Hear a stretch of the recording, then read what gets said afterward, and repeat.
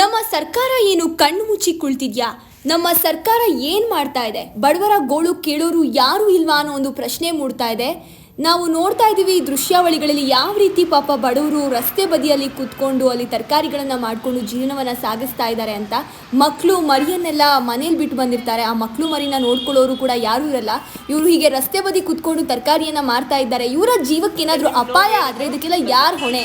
ಸರ್ಕಾರ ಏನು ಮಾಡ್ತಾ ಇದೆ? ಇವ್ರ ಗೋಳು ಕೇಳೋರು ಯಾರು ಇಲ್ವಾ ಅಂತ ಹೇಳಿ ಪ್ರಶ್ನೆ ಮೂಡ್ತಾ ಇದೆ.